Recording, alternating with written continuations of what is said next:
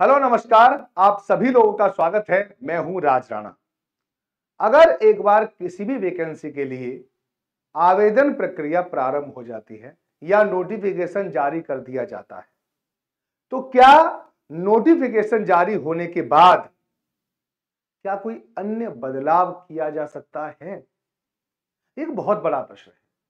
अगर हम टीआरई की बात करें, टीआरई 1 टीआरई 2.0, इन दोनों में आपने देखा होगा कि आवेदन के बाद, ठीक है, या विज्ञापन के बाद नियमों में परिवर्तन किया गया।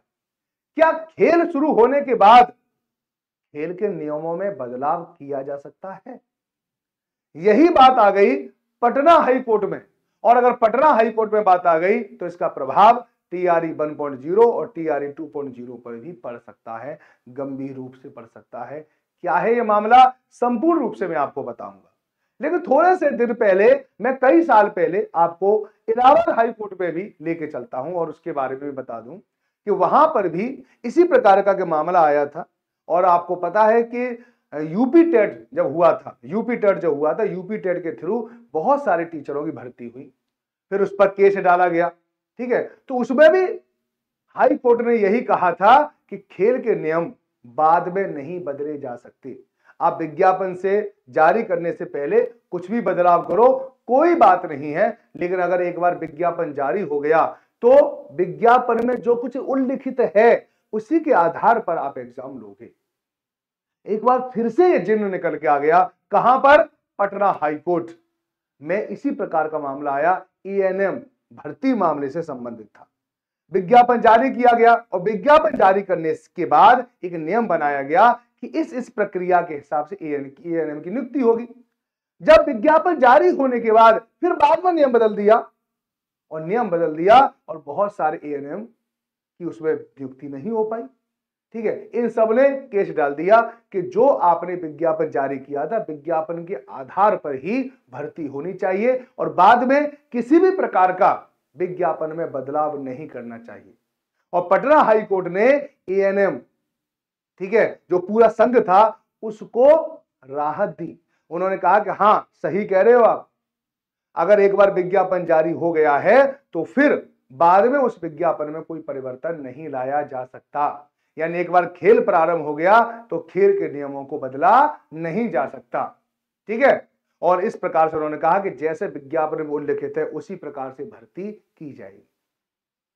अब आप कहोगे सर, इसका टीआरई 1 और टीआरई 2 पर क्या कोई प्रभाव पड़ेगा?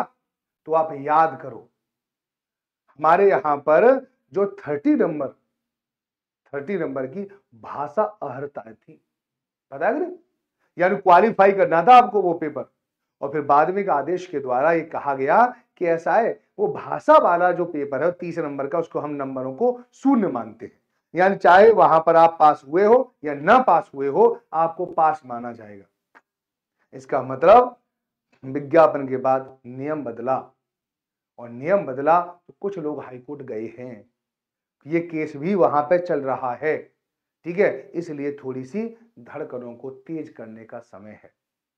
ये मैं अपनी तरफ से नहीं कह रहा हूं, अब तक जितने भी फैसले आए हैं हाई कोर्ट के, ठीक, या सुप्रीम कोर्ट के, इसी हिसाब से आए हैं कि आवेदन प्रक्रिया प्रारंभ होने के बाद, फिर किसी नया विज्ञापन जारी होने के बाद फिर किसी भी प्रकार से नियम नहीं बदल सकते। अगर आपने नियम बदला है तो ऐसी भर्ती असंवैधानिक घोषित कर दी जाएगी, अनकॉन्स्टिट्यूशनल घोषित कर दी जाएगी, और इसका प्रभाव भोले वाले शिक्षकों पर भी पड़ सकता है। बहरहाल, मैं आपको एएनएम की खबर बताने के लिए आया था। अभी इस पर भी कोई खबर आएगी क्योंकि कोर्ट में केस चल रहा है। ठीक है, टीआरई 1 का, टीआरई 2 का, क्योंकि टीआरई 3 वाला पेपर कैंसिल हो गया था, क्योंकि वहां पे ये पता चल गया था कि ये पूरा के पूरा पेपर स्कैंडल है। और वहीं से टीआरई 2 पर भी एक तरह से केस पड़ा हुआ कि यहां पर भी जरूर घोटाला किया गया है। और उसके बाद नियम परिवर्तन वाला भी केस पड़ा हुआ है। इसमें क्या फैसला आता है, हम समय समय पर आपको बताते रहेंगे। मैं हूं राज राणा और आप सब हैं बिहार के भावी भविष्य। नमस्कार।